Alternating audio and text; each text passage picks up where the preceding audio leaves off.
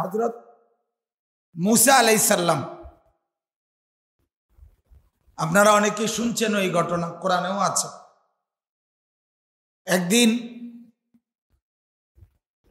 বাজারে উনি গেছেন, গিয়ে দেখছেন ওনার বংশের একজন লোক, বনি ইসরাইল, ফেরাউনের বংশের একজন লোকের সাথে ঝগড়া লাগছে।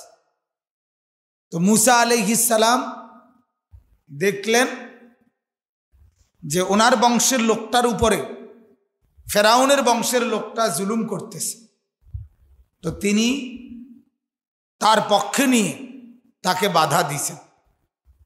আর বাধা দিতে গিয়ে বাধা না মানার কারণে তাকে একটা থাপ্পড় দিছেন। এক থাপ্পড়ে ওই কিপ্তি ফেরাউনের বংশের লোকটা ওখানেই মারা গেছে। তো ঘটনা তো এখানেই শেষ। কিন্তু পরের দিন তাফসীরে আছে হযরতে মুসা আলাইহিস সালাম পুনরায় আবার বাজারে গেছেন, আবারও কোনো কারণ গিয়ে দেখে গতকালকের ওনার বংশীয় লোকটা আজকেও পুনরায় আরেক লোকের সাথে ঝগড়া লাগছে ফেরাউনের বংশ। আর মুসা আলাইহিস সালামকে দেখাই ওই মুসা নবীর বংশের লোকটা ওনাকে ডাক দিছে সাহায্যের জন্য, যে তুমি আমাকে সাহায্য করো। কিন্তু হযরত মুসা আলাইহিস সালাম কাছে এসে দেখলেন আজকে মূলত ওনার বংশের লোকটা জুলুম করছে। কালকে সে মজলুম ছিল, কিন্তু আজকে সে অন্যায় করতেছে। তখন তিনি স্পষ্টভাবে নিষেধ করলেন, অসম্ভব, আমি তোমার পক্ষ অবলম্বন করতে পারি না, তুমি জুলুম করছো। অর্থাৎ গতকালকে আমি তোমাকে বংশের কারণে কি করি নাই, সাহায্য করি নাই, তুমি মজলুম ছিলা, এই জন্য আমি সাহায্য করছি। সূরা মায়েদা, এই সূরার দ্বিতীয় আয়াত, তার অংশ বিশেষ আমি তেলাওয়াত করেছি। অর্থাৎ আয়াতটি একটু বড়, তো আয়াতের শেষের অংশ অল্প একটু আপনাদের সামনে তেলাওয়াত করেছি। এই সামান্যটুকুই তরজমা আমরা পেশ করতে চাই। সূরা মায়েদার দ্বিতীয় আয়াতের এই অংশে আল্লাহ তাআলা বলেন, ওয়া তাআওয়ানু আলাল বিররি ওয়াত তাকওয়া, তোমরা পরস্পরকে সহযোগিতা করো, আলাল বিররি ওয়াত তাকওয়া, সকল নেক কাজ এবং গুনাহ থেকে মুক্ত তাকওয়া অর্জনে। বীর এবং তাকওয়া এই দুইটা শব্দ, অর্থাৎ যা কিছু সৎকর্ম, উত্তম কাজ, যা কিছু নেক কর্ম, আল্লাহ তাআলা বলেন এতে তোমরা পরস্পর পরস্পরকে সহযোগিতা করো। এরপরে বলছেন ওয়ালা তাআওয়ানু আলাল ইসমি ওয়াল উদওয়ান, এবং তোমরা পরস্পর পরস্পরকে সহযোগিতা করিও না, আলাল ইসমি ওয়াল উদওয়ান, সমস্ত গুনাহ এবং সীমালঙ্ঘনের কাজে। যে কোনো রকম গুনাহের কাজ, আল্লাহর নাফরমানি, সীমা লঙ্ঘন, বাড়াবাড়ি, এতে তোমরা একে অপরের সহযোগিতা করবা না, বরং বীর এবং তাকওয়া, সৎকর্ম, নেক কাজ, এতে সহযোগিতা করো। এরপরে আল্লাহ তাআলা বলেন ওয়াত্তাকুল্লাহ, আল্লাহ তাআলা বলেন বিশেষভাবে শুনে নাও, সর্বাবস্থায় আল্লাহকেই ভয় করো। ইন্নাল্লাহা শাদীদুল ইকাব, এটাও মনে রাখবে নিশ্চয়ই আল্লাহ তাআলা কঠিন শাস্তিদাতা, ভীষণ শাস্তি দিবেন। তাইলে এই এতটুকুই আমি পড়ছি। মূল বক্তব্য হলো আত-তাআউন, পারস্পরিক সহযোগিতা। এখন পারস্পরিক সহযোগিতা এটাই মূল বক্তব্য। এখন কি কাজে পারস্পরিক সহযোগিতা করবেন আর কি কাজে করবেন না, এটা আল্লাহ তাআলা স্পষ্ট করে দিয়েছে। বিষয়টা বোঝার জন্য এই কথাটা বোঝেন, আমাদের প্রিয় নবী সাল্লাল্লাহু আলাইহি ওয়াসাল্লাম এই পৃথিবীতে ইসলাম প্রচারের পূর্বে মানুষের স্বাভাবিক নিয়ম ছিল গোত্র, বংশ, পাড়া, মহল্লা, বিশেষ করে বংশগোত্র যাদের, যে যেই বংশের, যে যেই গোত্রের, এই গোত্রের লোককে পরস্পর সহযোগিতা করা এটা তারা বাধ্যতামূলক মনে করত। এখন আমার স্বগোত্রীয় জুলুম করলেও আমি তার পক্ষে, আবার মজলুম হইলেও আমি তার পক্ষে। প্রতিপক্ষ যেহেতু আমার গোত্রের না, অতএব তার উপরে তাকে সহযোগিতা করার কোনো প্রশ্ন আসে। এই ছিল মানুষের স্বভাব। উনসুর আখাকা যালিমান আও মাজলুমান, এটা ছিল স্লোগান, এটা ছিল মূল বক্তব্য জাহিলিয়াতে, যে তুমি তোমার ভাইকে সাহায্য করো, গোত্রীয় ভাইকে। এবার সে যদি জালেমান আও মাজলুমান, সে যদি জালেম হয় তবুও, সে যদি মজলুম হয় তবু, অপরের উপরে জুলুম করলেও তুমি তার পক্ষে থাকো, অপরের উপরে অন্য কেউ যদি তার উপরে জুলুম করে তাইলেও তুমি তার পক্ষ। কিন্তু ইসলাম এটা বলে না। আজকেও গোটা পৃথিবীতে এটা বেশি, স্বগোত্রীয় স্ববংশীয় তাকেই সহযোগিতা করে। স্পষ্ট আমি দেখলাম এটা জুলুম, তারপরও সে যেহেতু আমার গোত্রের, আমার বংশ, আমার দলের, আমার পার্টির, অতএব সে মাফ, আমি তার পক্ষ নিতেই হবে। প্রতিপক্ষ যদি আমার পক্ষীয় লোকের হাতে জুলুমেরও শিকার হয় তারপরেও আমি তার পক্ষ নেব না। কিন্তু ইসলাম, আল্লাহ তাআলা স্পষ্টভাবে বলছেন এটা মুমিনের কাজ হইতে পারে না, ইমানদারের কাজ হইতে পারে না। বরং ইমানদার গোত্র বংশ দেখবে না, বরং কাজটা দেখবে, করছেটা কি। যে জুলুম করছে আমি তার বিরুদ্ধে, যে মজলুম আমি তার পক্ষে। এবার সে আমার গোত্রের না অন্য গোত্রের। যেমন একটা দারুণ উদাহরণ আছে, হযরত মুসা আলাইহিস সালাম, আপনারা অনেকে শুনছেন এই ঘটনা, কোরআনেও আছে। একদিন বাজারে উনি গেছেন, গিয়ে দেখছেন ওনার বংশের একজন লোক, বনি ইসরাইল, ফেরাউনের বংশের একজন লোকের সাথে ঝগড়া লাগছে। তো মুসা আলাইহিস সালাম দেখলেন যে ওনার বংশের লোকটার উপরে ফেরাউনের বংশের লোকটা জুলুম করতেছে। তো তিনি তার পক্ষে নিয়ে তাকে বাধা দিয়েছেন, আর বাধা দিতে গিয়ে বাধা না মানার কারণে তাকে একটা থাপ্পড় দিছেন। এক থাপ্পড়ে ওই কিপ্তি ফেরাউনের বংশের লোকটা ওখানেই মারা গেছে। তো ঘটনা তো এখানেই শেষ। কিন্তু পরের দিন তাফসীরে আছে হযরতে মুসা আলাইহিস সালাম পুনরায় আবার বাজারে গেছেন, আবারও কোনো কারণ, গিয়ে দেখে গতকালকের ওনার বংশীয় লোকটা আজকেও পুনরায় আরেক লোকের সাথে ঝগড়া লাগছে, ফেরাউনের বংশ। আর মুসা আলাইহিস সালামকে দেখাই ওই মুসা নবীর বংশের লোকটা ওনাকে ডাক দিছে সাহায্যের জন্য, যে তুমি আমাকে সাহায্য করো। কিন্তু হযরত মুসা আলাইহিস সালাম কাছে এসে দেখলেন আজকে মূলত ওনার বংশের লোকটা জুলুম করছে। কালকে সে মজলুম ছিল, কিন্তু আজকে সে অন্যায় করতেছে। তখন তিনি স্পষ্টভাবে নিষেধ করলেন, অসম্ভব, আমি তোমার পক্ষ অবলম্বন করতে পারি না, তুমি জুলুম করছো। অর্থাৎ গতকালকে আমি তোমাকে বংশের কারণে কি করি নাই, সাহায্য করি নাই, তুমি মজলুম ছিলা, এজন্য আমি সাহায্য করছি।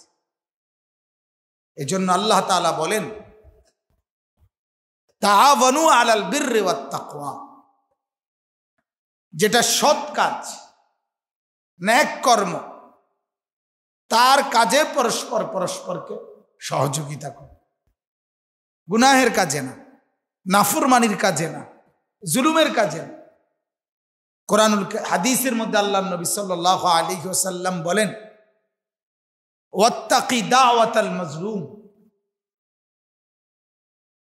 আল্লাহর নবী সাল্লাল্লাহু আলাইহি ওয়াসাল্লাম বলেন, হে আমার উম্মত, কোন মজলুম, জুলুমের শিকার ব্যক্তির দোয়া, আল্লাহর কাছে ফরিয়াদ, এটার থেকে নিজেকে বাঁচায় রাখো। কেন? ফাইন্নাহু লাইসা বাইনাহা ওয়া বাইনাল্লাহি হিজাব। কেননা যে মজলুম, জুলুমের শিকার, তার মাঝে আর আল্লাহ তাআলার মাঝে কোনো পর্দা নাই। সে মজলুম হলে, জুলুমের শিকার হলে, হাত তুললে আল্লাহ তাআলা সাথে সাথে জালেমের উপরে প্রতিশোধ নেয়। হাদিসের ব্যাখ্যায় লিখছে, এমনকি মজলুম যদি কাফেরও হয়, বিধর্মীয় হয়, তারপরেও মজলুমের ফরিয়াদ আল্লাহ তাআলা শোনে। জালেমের পক্ষে আল্লাহ তাআলা সাহায্য করে না, সে ঈমানদার হলে। তাহলে এই জন্য প্রত্যেকটা জুলুম থেকে বাঁচা, এবং কি অন্য জুলুম করছে এটাকে সহযোগিতা না করা। আল্লাহ নবী সাল্লাল্লাহু আলাইহি ওয়াসাল্লাম বলেন, আয-যুলমু যুলুমাতুন ইয়াওমাল কিয়ামা। সমস্ত জুলুম কিয়ামতের দিন ভীষণ অন্ধকার হিসাবে ওই ব্যক্তির সামনে দাঁড়াবে। অর্থাৎ 1 ইঞ্চি সে কিছুই ডানে বামে দেখবে না, জুলুমের কারণে, জুলুমের কারণে। এজন্য এই আয়াতের মূল বক্তব্য হলো তাআউন, একে অপরকে সহযোগিতা করা, একজন আরেকজনকে সহযোগিতা করা, এটা একটা উত্তম মহৎ গুণ, মহৎ গুণ। কোরআনুল হাদিসে আল্লাহ নবী সাল্লাল্লাহু আলাইহি সাল্লাম বলেন, ওয়াল্লাহু ফি আউনিল আবদ মা কানাল আবদু ফি আউনি আখিহি। নবীজি বলেন, কোন ব্যক্তি যদি তার ভাইয়ের সাহায্য করে, যতক্ষণ সাহায্য করছে, সহযোগিতা করতেছে, তো আল্লাহ তাআলা ওই ব্যক্তির উপরে ততক্ষণ সাহায্য করতে থাকে। তুমি তাকে সাহায্য করো, আল্লাহ তাআলা তোমাকে সাহায্য করে। কোরআনুল কারীমে আল্লাহ তাআলা বলছেন, ওয়া আহসিন কামা আহসানাল্লাহু ইলাইকা। আল্লাহ তাআলা বলেন, আমি যেমন তোমার উপরে দয়া করেছি, তুমি অন্যদের উপরে তুমি দয়া করো। তাহলে অপরের প্রতি কল্যাণ, অপরের প্রতি ইহসান, সহযোগিতা, সহমর্মিতা, আন্তরিকতা, নসিহত, উপদেশ, কল্যাণকামিতা, এটা ইসলামের একটি মৌলিক আদর্শ, মৌলিক আদর্শ। কোরআনুল কারীমের মধ্যে আছে, নবীরা বলতেন ওনাদের উম্মতদেরকে, আনসাহু লাকুম, ও আমার কওম, আমি তোমাদেরকে নসিহত করছি, তোমাদের কল্যাণ চাচ্ছি, কল্যাণ চাচ্ছি। কোরআনুল কারীমে আরো আছে, নবীরা বলতেন, আনা লাকুম নাসিহুন আমিন, শোনো আমার কওম, তোমাদেরকে আল্লাহর পথে ডাকি, আখিরাতের পথে ডাকি, গুনাহ ছেড়ে দিতে বলি, কুফর ছেড়ে দিতে বলি, শিরিক ছেড়ে দিতে বলি। এই কারণ কি? আমি তোমাদের একজন বিশ্বস্ত কল্যাণকাম, কল্যাণ করি, কামনা করি, তোমাদের মঙ্গল চাই, তোমাদের কল্যাণ চাই।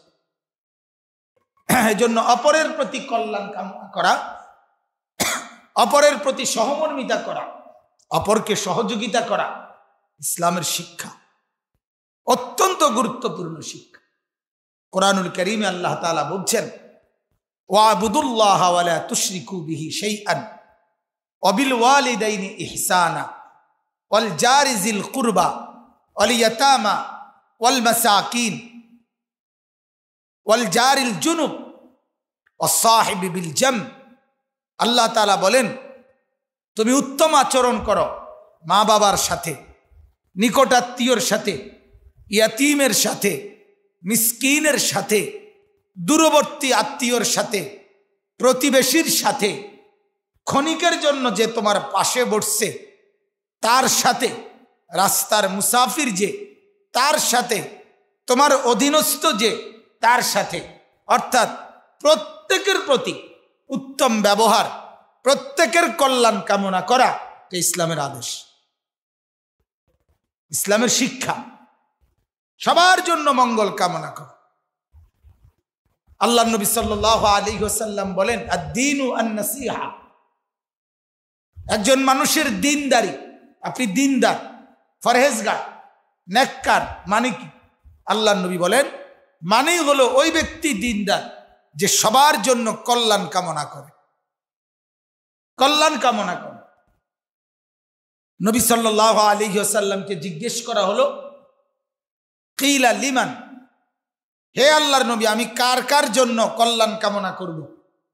আল্লাহর নবী সাল্লাল্লাহু আলাইহি ওয়াসাল্লাম বলেন, লিল্লাহি ওয়া লিকিতাবিহি, আল্লাহর জন্য, আল্লাহর কিতাবের জন্য, অর্থাৎ আল্লাহর হুকুম মানা, আল্লাহর কিতাবের বিধান মানা।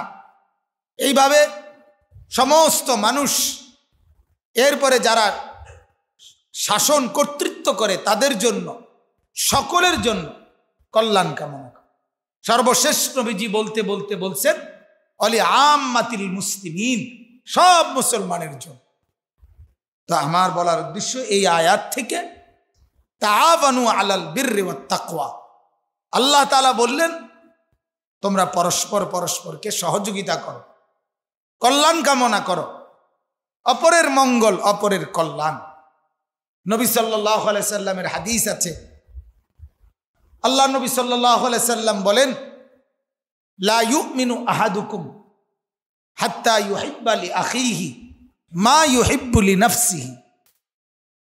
আল্লাহ নবী সাল্লাল্লাহু আলাইহি সাল্লাম বলেন, তোমাদের কেউ পূর্ণ ঈমানদার হতে পারবে না যতক্ষণ পর্যন্ত সে নিজের জন্য যা ভালোবাসে তার অপর ভাইয়ের জন্য তাই ভালোবাসে।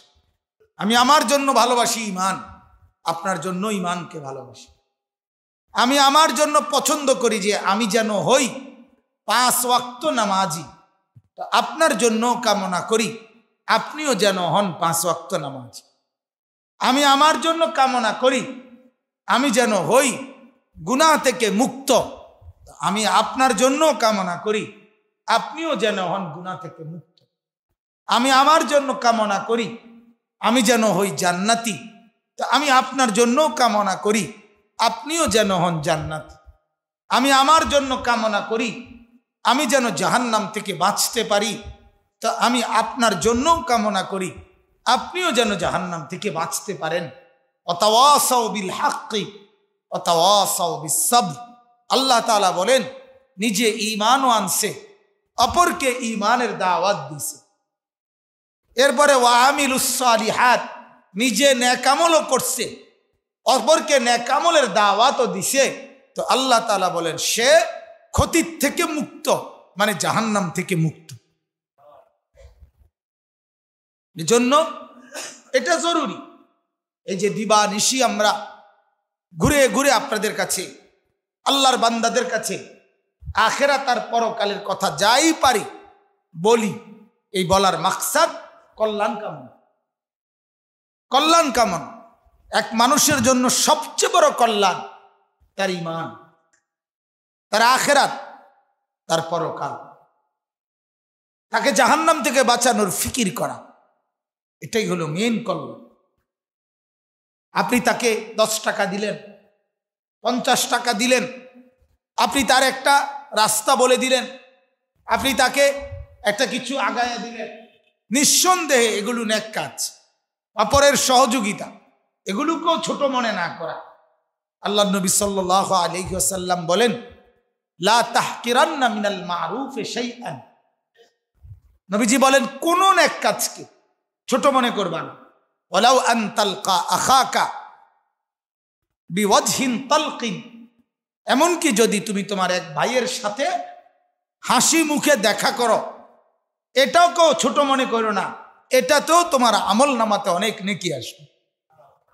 কিন্তু আল্লাহ নবী সাল্লাল্লাহু আলাইহি সাল্লামের এই বক্তব্য তো বললে ছোট থেকে ছোট নেক কাজকেও ছোট মনে করো না, কদর করো। কিন্তু সবচেয়ে বড় কল্যাণ আপনার প্রতি আমার কল্যাণকামিতা সবচেয়ে বড় হলো ঈমান, সমস্ত নেক আমল। আর এটাই আল্লাহ তাআলা বললেন, ওয়াতাআওয়ানু আলাল বিররি ওয়াত তাকওয়া। বীর এটা আরবি শব্দ, বিররুন। আল্লাহ তাআলা বলেন যা কিছু বীর, ওই কাজে তুমি আরেকজনকে সাহায্য করো। এখন কোরআনে আছে বীর এটা কি? আল্লাহ তাআলা বলেন, ওয়ালাকিন্নাল বিররা মান আমানা বিল্লাহ ওয়াল ইয়াউমিল আখির ওয়াল মালাইকাতি ওয়াল কিতাবি ওয়ান নাবিয়িন। আল্লাহ তাআলা বলেন বীর নেক কাজ, সৎকর্ম কি? আল্লাহর প্রতি ঈমান রাখা, ফেরেশতার আখিরাতের প্রতি ঈমান রাখা, ফেরেশতাদের প্রতি ঈমান রাখা, আসমানি কিতাবের উপরে ঈমান রাখা, নবীদের উপরে ঈমান রাখা। এক। দুই, আরো বলছে আল্লাহ, ওয়া আতাল মালা আলা হুব্বিহি যাবিল কুরবা ওয়াল ইয়াতামা ওয়াল মাসাকিন ওয়াবনাস সাবিল ওয়াসসাইলিন ওয়াফির রিকাব। আল্লাহ তাআলা বলেন আমার ভালোবাসায় তোমার সম্পদ দান করা, যারা নিকটাত্মীয় তাদেরকে, ইয়াতীমদেরকে, মিসকিনদেরকে, রাস্তার পথিককে, ভিক্ষুক যে নিজেকে গোলামি থেকে মুক্ত করতে চায় তাকে আল্লাহ বলেন এগুলো বীর নেক কাজ। এরপরে আল্লাহ বলেন, আরো বলছেন, ওয়া আকামাস সালাহ ওয়া আতাজ যাকাত, 5 ওয়াক্ত নামাজ এটা বীর। বছর শেষে হিসাব করে যাকাত দেওয়া এটা সৎকর্ম। এরপরে আল্লাহ আরো বলছেন, ওয়াল মুফুনা বিআহদিহিম ইদা আহাদু, কেউকে যদি ওয়াদা দাও সেই ওয়াদা পূর্ণ করা এটা বীর। এরপরে আল্লাহ আরো বলছেন, ওয়াসসাবিরিনা ফিল বাসাই ওয়াদ-দাররাই ওয়া হিনাল বাস, বিপদের মুহূর্তে সবর করা, রুগ্ন অবস্থায় সবর করা, যুদ্ধের ময়দানে দুশমনের মোকাবেলায় সবর করা। আল্লাহ বলে এগুলো হচ্ছে বীর। তাহলে এই কাজগুলো ঈমান, আমল, আখিরাত, পরকাল, নিজের লেনদেন, দান সাদাকা, নামাজ রোজা, যাকাত, হজ, সবর, এরপরে ওয়াদা রক্ষা করা, এই সবগুলো কাজে কে বীর বলা হয়। আর এই কাজে আপনি আরেকজনকে সহযোগিতা করা, আল্লাহ তাআলা বলেন এটা তোমার প্রতি আমার আদেশ। তুমি নিজেও নামাজ পড়ো, অপরকেও বলো। তোমার নিজেও ঈমান ঠিক রাখো, অপরের ঈমানই ঠিক রাখো। অনেক মুসল্লি ঘুমাইতেছেন, মাশাআল্লাহ। আল্লাহ তাআলা আপনাদেরকে আরো ঘুমাবার তৌফিক দান করেন। আসছেন দুনিয়ায় ঘুমাইতে, ঘুমান, অসুবিধা কি? ঘুমাইতেই তো আসছে। কবরে গেলে তো ঘুমাইতে কষ্ট হবে, কারণ কবরে কাঁথা থাকবে না, কবরে ফ্যান থাকবে না, কবরের মধ্যে কম্বল থাকবে না, কবরের মধ্যে তো ঠান্ডা লাগবে বেশি, কারণ মাটি, তোষক নাই, লেফ নাই, কম্বল নাই, কবরের মধ্যে এসি নাই, কবরে ফ্যান চলবে না, লাইট জ্বলবে না, খাইতে দিবে না। অতএব সেখানে তো আরামসে ঘুমাইতে পারবেন না।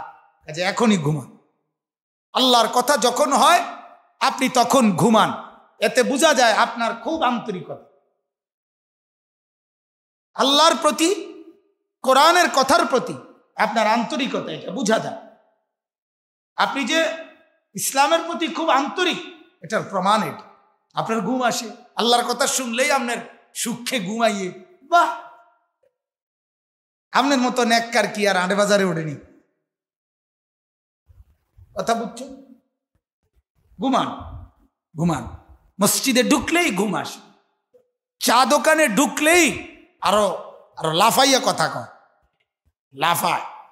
বুড়া বেড়ার লাভ দেখলেও বোঝা যায় বেড়া জোয়ান।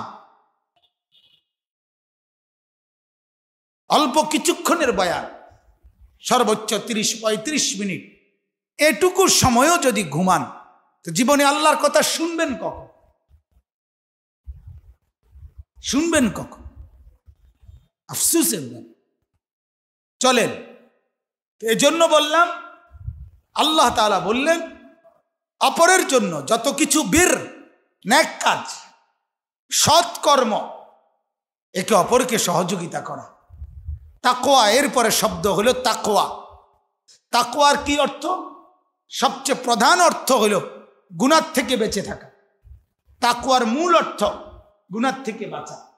তাহলে গুনাহ থেকে বাঁচার ক্ষেত্রে চুরি, ডাকাতি, জেনা, মদ, জুয়া, অবৈধ রোজগার, হারাম উপার্জন, নাচ গান, মদ, জুয়া, ছিনতাই, রাহাজানি, সন্ত্রাসী, চাঁদাবাজি, এই সব গুনার কাজে থেকে অপরকে বাঁচাবার চেষ্টা করা, বিরত রাখার ফিকির করা, এটা তাআউন, এটা ইসলামী সহমর্মিতা, যে ইসলামের দাবি।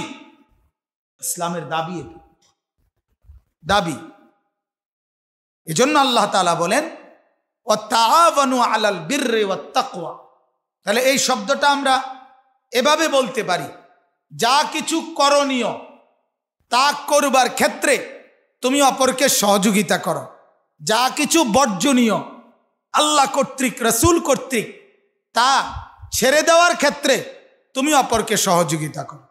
বীর মানে করণীয়গুলো, তাকওয়া মানে বর্জনীয়গুলো। তাহলে আল্লাহ তাআলা আদেশ করছেন, আদেশ, আদেশ। আমার বাপ দেখতে দেখতে, হাসতে হাসতে জিন্দেগি চলে যাচ্ছে, চলে যাচ্ছে। ইসলাম মানা, ইসলামের প্র্যাকটিস আমাদের জীবনে কম কম। গুরুত্ব না দিতে দিতে কোনো কিছুই আমাদের আর গায়ে লাগে না। কত কথা যায়, কত কথা হয়, আল্লাহর কথা হচ্ছে প্রতিনিয়ত, কিন্তু আমাদের আর গায়ে লাগে না, আমাদের আর প্রয়োজন মনে হয় না। আল্লাহ তাআলা আমাদেরকে মাফ করে দেন। ওয়ালা তাআওয়ানু আলাল ইসমি ওয়াল উদওয়ান। আল্লাহ তাআলা বলেন যা কিছু গুনাহ এবং সীমা লঙ্ঘন, তাতে কাউকে সহযোগিতা করুন। আপনি একজনের বিড়ি আমনের থেকে ম্যাচ দিয়া ধরাই দিছেন, গুনার কাজে সহযোগিতা করছে। হ্যাঁ, একজনের সিগারেট আপনি ধরাই দিছেন, গুনার কাজে সহযোগিতা। একজনে মিথ্যা বলছে, আপনি আরো হাসি দিয়ে তাল দিচ্ছেন, বাপ তুই সালাক রে, আপনি তাকে গুনার কাজে সহযোগিতা করেন। একজন টেলিভিশন দেখতেছে, আপনিও সাথে গিয়ে বসে একসাথে হয়ে দেখলেন, আপনি তাকে গুনার কাজে সহযোগিতা করেন। একজনে গালি দিতেছে, আপনিও তারা বললেন হ্যাঁ ক, আমিও কইতাম চাইছিলাম, কইতে পারছি, তুই যখন শুরু করছ তুই ক, সুইরালা কইয়া অকথ্য গালিগালাজ কর, তাতে তার 14 গোষ্ঠী এলাকা ছাড়া হয়ে আছে। আপনি তাকে গুনার কাজে সহযোগিতা করেন, গুনার কাজে সহযোগিতা করেন। এইভাবে আল্লাহ নবী সাল্লাল্লাহু আলাইহি সাল্লামের হাদিস, লাআনাল্লাহু আকিলার রিবা ওয়া মুকিলাহু ওয়া কাতিবাহু ওয়া শাহিদাইহি। ঠিক নবীজি বলেন আল্লাহর লানত তার উপরে যে সুদ খায়, যে সুদ দেয়, যে সুদ লেখে, যে সুদের সাক্ষী থাকে, যে এটার সাথে জড়িত, রাসূল বলেন সবগুলোর উপরে খোদার লানত, আল্লাহর লানত। গুনার কাজে সহযোগিতা করছেন, আপনি লিখে দিছেন, আপনি সাক্ষী রইলেন, আপনি সাক্ষী রইলেন গুনার কাজে। আপনি যৌতুক লেনদেন হচ্ছে, আপনি সহযোগিতা করলেন, আপনি সাক্ষী থাকলেন, আপনি কিছুই বললেন না, আপনি গুনার কাজে সহযোগিতা করলেন। নেশাগ্রস্ত যুবক নেশা করে, আপনি তাকে ফেরাইতে চাইলেন না, কেন? আপনি ইমানদার না, আপনার তো জিম্মাদারি প্রত্যেককে। বলে হুজুর এভাবে বলতে গেলে তো কাজ্জা বাজবে। আপনাকে তো যেখানে ঝগড়া, আপনার জীবনের উপরে যদি কোনো অসুবিধা হয় আপনি বলবেন না, কিন্তু এই কথার অর্থ কোথাও কোনো গুনার ক্ষেত্রে আপনার বলার কোনো সুযোগ নাই। বিষয়টা এই, আপনার স্ত্রী যখন বেপর্দা হয় তখন আপনি আপনার বিবিরে বলতে পারেন না, কেন? বেডি আপনার কন্যাই বই কারণ তো নাহলে কি কারণ? আপনার ছেলে নামাজ পড়ে না, আপনি তাকে বলতে পারেন না, কেন? ছেলে আপনারে ভাত দিবে না। ভাত ছেলের হাতে, ভাত ছেলের বউয়ের হাতে। তাইলে বলেন, আল্লাহ তাআলা বলেন ওয়ালা তাআওয়ানু আলাল ইসমি ওয়াল উদওয়ান, গুনার কাজে সাহায্য করো না। আমি যেন এটা না হয়, আমিও বলছি আপনাকেও বলছি, কোনোভাবে যেন গুনার কাজে সহযোগিতা না হয়। যে যা নাফরমানি করছে যদি আমি ফেরাইতেও না পারলাম, কমপক্ষে এতটুকু তো করলাম যে আমি সহযোগিতা করলাম। আমার সহযোগিতা এখানে নাই। কোরআনুল কারীমের মধ্যে আছে, আল্লাহ তাআলা বলেন বা ইদা মাররু বিল লাগবি মাররু কিরামান, আমার যে বান্দারা বেহুদা কাজ, গুনার কাজ, ফালতু কাজ দেখলে পাশ কেটে ভদ্রচিতভাবে চলে যায়, আল্লাহ তাআলা বলেন আমি তাদেরকেও জান্নাতের ঘর দিয়ে দেব। অতএব এতটুকু করে, কমপক্ষে এতটুকু করে, গুনার কাজে সহযোগিতা না করা, আমার থেকে যেন সহযোগিতা না পায়, আল্লাহ তাআলা তৌফিক দান করেন। সর্বশেষ আল্লাহ তাআলা বলেন ওয়াত্তাকুল্লাহ, আমাকেই ভয় করো, আমাকেই ভয় করো। সুখে থাকো, দুঃখে থাকো, চাহিদা মতো মিলে কিংবা না মিলে, হরদম আল্লাহকে ভয় করো, গুনাহকে ছাড়ো, নেক কাজকেই আপন করো। কেন? কেন? ইন্নাল্লাহ শাদীদুল ইকাব, কারণ শুনে নাও নিশ্চয়ই আল্লাহ বড় কঠিন শাস্তি দেন, বড় কঠিন। আল্লাহ তাআলা ভীষণ শাস্তি দিবেন, ভীষণ শাস্তি দিবেন। আমার এই কথাটা আজকে বলার উদ্দেশ্য হলো যে আল্লাহ তাআলা বললেন নেক কাজে সহযোগিতা করো, কল্যাণের কাজে। আর সবচেয়ে বড় কল্যাণ হলো, আবারও বলছি, সবচেয়ে বড় সহযোগিতা একজন আরেকজনকে, সবচেয়ে বড় সহযোগিতা বন খাওয়ানো আর চা খাওয়ানো, এইটা না। তারে ঈমান শিখানো, আখিরাত শিখানো, পরকাল শিখানো, নেকির দিকে উদ্বুদ্ধ করা, গুনাহ থেকে বিরত রাখার চেষ্টা করা। আর আলহামদুলিল্লাহ এই ওয়াজ মাহফিল এটার একটা সর্বোৎকৃষ্ট মাধ্যম, ঠিক কিনা বলেন? অর্থাৎ ওয়াজ আর মাহফিলের মূল মাকসাদ কি? আমি আয়োজন করে আরো মানুষকে ডেকে ওলামায়ে কেরামকে দিয়ে বলাইয়া আমি চাই এই মানুষগুলো দিনদার হোক, নামাজি হোক, চরিত্রবান হোক, আখলাকওয়ালা হোক, কবরকে চিনুক, গুনাহ ছাড়ুক। এটা কি না? কথা বলেন। তাহলে এই ক্ষেত্রে সহযোগিতা করা প্রত্যেকের উচিত কিনা বলেন? অতএব আমার অনুরোধ, আমার সব মুসল্লি, মুরব্বী, বাবা, চাচা, জওয়ান, বুড়ো, এলাকার সবার কাছে আমার অনুরোধ, আগামী রবিবারে আমাদের এই মাহফিলে আপনারা সবাই আর্থিকভাবেও শারীরিকভাবেও বুদ্ধি পরামর্শ দিয়েও আন্তরিকতা, আপনার চেহারায় যেন বিরক্তি না দেখা যায়, আপনার চেহারায় যেন বিরোধিতা দেখা না যায়। আল্লাহর দোহাই, যেই করুক, যেমনেই করুক, কোনো কিছু হয়তো পছন্দ হতেও পারে, পছন্দ নাও হইতে পারে, একটা কথা মন মতো হইতেও পারে, একটা কথা মন মতো নাও হইতে পারে, কিন্তু আমি কোরআনের পক্ষে, দ্বীনের পক্ষে, আল্লাহর পক্ষে, আখিরাতের পক্ষে, নেক কাজের পক্ষে। এটা যেন আপনার আচরণে, আপনার চেহারায়, আপনার কথাবার্তায় বোঝা যায়। বলেন ইনশাআল্লাহ। আল্লাহ তাআলা তৌফিক দান করেন, আল্লাহ তাআলা কবুল করেন। এজন্য গেছে মাই সদবদর। অতএব এটাই আমার অনুরোধ, ইনশাআল্লাহ রবিবার দিন আমাদের এই মাহফিলে আমার শায়েখ আল্লামা মুফতি মুশতাকুন নবী কাসিমি, বাংলাদেশের অন্যতম বুজুর্গ, খুব সুর, খুব আহামরি এমন কিছু না, কিন্তু আল্লাহওয়ালা, মুখলিস, ফরহেজগার, এদেশের লক্ষ লক্ষ আলেম ওনার কথা শুনে এজন্য দয়া করে আপনারা আগামী রবিবারের মাহফিলে সবাইকে দাওয়াত দিলাম। আল্লাহ তাআলা প্রত্যেককে তৌফিক দান করেন, কবুল করেন, আমিন। সুবহান।